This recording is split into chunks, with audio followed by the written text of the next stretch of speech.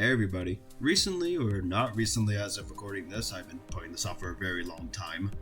Pressure got a small update, or at least it's what the devs are saying, because this update actually adds quite a lot.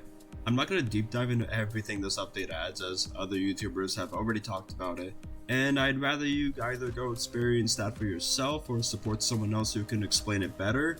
However, I want to put my 2 cents in and talk about the update's newly added Endless Expedition, and what I like to do when going for high room counts above and beyond room 500. I will be giving you tips and strategies that I think work well based on my own experience, and hopefully they can be of some sort of use to you. Keep in mind that these are all from my experience and therefore are my opinion, meaning that some things that feel better to me may not work as well for you, and also vice versa. Maybe something that works better for you may not work so well for me. However, in addition to that, if you have any strategies that you use or that you think work better, please let everyone know in the comments. Let's help each other out. Oh, and if it wasn't obvious, this video will contain spoilers for the 4.5 update, including endless mode exclusive content, so if you somehow haven't seen any of the update yet and don't want to be spoiled, I suggest you click off now and go play it yourself, or watch someone else have a go at it. With that out of the way, let's get into it.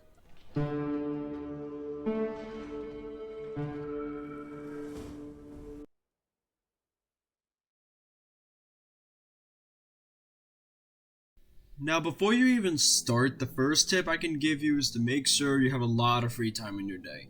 Even if you get good whole W RNG, you could still be in there for an hour or two, and if you're trying to go for a huge milestone around or above room 1000, you're gonna be in there for a long time. It isn't like A1000 where the rooms last 3 to 8 seconds. So save yourself the headache and plan your day ahead. Now, what better place to move on to than where your run will always begin, the pre-run shop. You likely know how this works. You use your kroner to get some goods to start off your run, but with so many options and only being able to take 3 unique items, you're probably wondering what you should take. For me personally, though a little expensive, the items I like to take with me are the hand crank flashlight and the gummy light.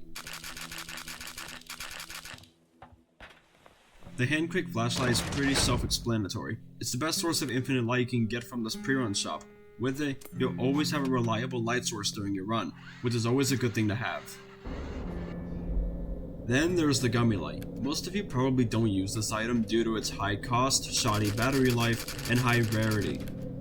However, we won't be using it as our main light source, as the gummy light now has a bit more uses apart from being an annoying light source and having funny jokes made of its name. But before I talk about that, did you know that by joining the Urban Shade group on Roblox, you actually get a 10% kroner discount on your pre-run shop purchases? If you like saving kroner, be sure to join the group, it'll only help you in the long run. Anyways, back to the gummy light. During your run, you might come across a room full of cute little deep sea bunnies. Apart from being super cute, you can also trade any item you want with them. This is where we can try to get better usage out of our gummy light. Deep sea bunnies will usually trade items that are of equal value, and in my experience, trading a gummy light with a deep sea bunny will often reward you with the grave light, which is exactly what we're after. The grave light is a direct upgrade to the gummy light. It looks like a normal flashlight but has way more battery life than the previously used gummy light, and with just a few right clicks will be at a full charge. This is the most important item for our run, so try to get it as early as you can. And in case it wasn't clear, the hand crank flashlight also acts as our backup source of infinite light, in case you can't get your hands on a grave light just yet. Now let's get on to the actual run itself. What I like to do at the start of a long run is to loot as much as possible, until I get 2,000 pieces of data, which shouldn't take you too long. This is also the best time to stock up on things like code breachers and sprints. Of course, as the run is endless, you can stock up at any time. This is just the best time to save up for some pretty bad rooms later on. Keep in mind that Sebastian's shop does not appear in endless mode, so you're probably asking, why do I need 2,000 data then? Well, I'll tell you. Some of you might know about the rare gambling room that can spawn, but what you might not know is that this room got a very good change with the 4.5 update. You can still gamble for the usual rewards, however if you look to the left of the chest, you'll find a shop full of rare items. This shop contains useful items like dweller meat, but most importantly the grave light. Essentially, the 2,000 pieces of data act as a backup plan if the deep sea bunnies don't give you a grave light. Just be sure to grab the yellow cube on the desk for the last 500 data. If you already have a grave light and end up finding this room, you can still buy some dweller meat for 1,500 data without having to gamble for the 1% party special and potentially lose all of your money. The only other really useful item you can get here is probably the Sporg light, which is almost the same as the gummy light with the added benefits as the black light, so squiddles won't get provoked. Not a bad option. And I know some of you may not want to rely on such an RNG heavy route to obtain these items, but the deep sea bunnies are also their own gamble.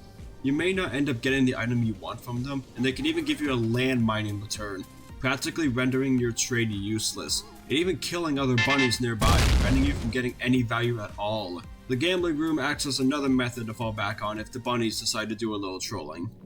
Most of your runs shouldn't be too different from the normal game. It'll be your own skill and knowledge of the game that will take you the furthest in your run. However, there are still some things you can do to improve your own experience.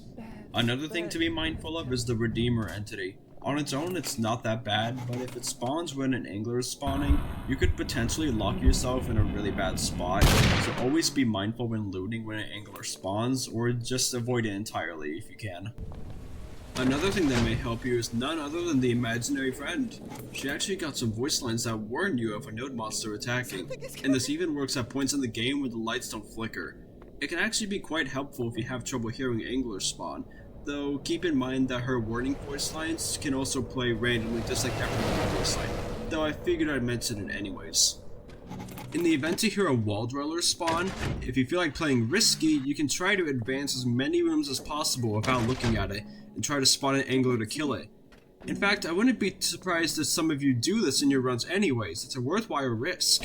However, in endless mode, it's a good idea to try to grab an extra piece of dweller meat to have on you at all times. The reason you want to keep spare dweller meat on you is in the event that you die. When you die and choose to revive, you not only lose your money and batteries, but also your regeneration, and it can be annoying trying to get the healing back.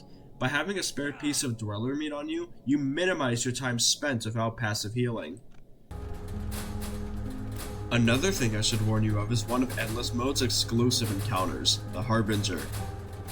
It has an extremely rare chance to spawn at any time during your run, and is practically guaranteed to kill you. It's more or less a joke encounter just to scare you, and when you die to it, Sebastian will actually feel bad for you and give you a free revive on the house, which wouldn't be a problem if you weren't still punished as you would be for a regular death. You will still lose all of your money, batteries, and your passive healing effects, which is why it's a good idea to keep spare dweller meat on you so you don't get cheated out of your healing. Here. Free revive on the house. Away from the topic of death now, your endless runs will play much like a regular run up until door 400, when most of the lights in the black side will go off, and the game will now play just like how it does in the ridge at the end of a normal run. At this point, good people and candle bearers will no longer spawn, though this is probably unintentional. If anything changes, I'll leave a pinned comment down below of any updates. Just always be on your toes, as entity stacking is still very possible, and due to the game following the rules of the ridge, an angler could spawn at any moment, and if the room you're in has a lot going on, you might not notice the angler on its way and die very quickly. If it helps you, death mode can lend a hand in the events you can't hear under all the noises. And that's pretty much all of the advice I have to offer. Unfortunately, I had to cut this video short, as one of the features I was originally going to talk about no longer exists in Endless Mode. This video was originally going to be around 15 minutes long, as the entire second half was going to be dedicated to the Educator boss fight, which had a chance of appearing anytime after room 500, and was honestly half the reason I even wanted to make this video. The only reason I could find for it being removed was that it was outdated content, and while I do fully understand that it was always joke content, it's still a bummer that it's no longer playable, as it was definitely the biggest difficulty bump in Endless Mode, and I at least had a lot of fun mastering it when it was available. If the fight is ever re-added or reworked, I'll probably make a shorter standalone guide dedicated to his fight, but until then we'll simply have to wait and see. Regardless, I hope you enjoyed the video and found at least one of these tips helpful.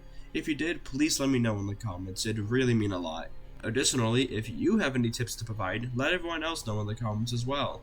And if you want to see me make more videos, please consider subscribing. I don't usually like asking for these things, but it would mean the world to me and motivate me to continue making more stuff for you guys. I hope you have a great rest of your day and I'll see you around. Bye bye.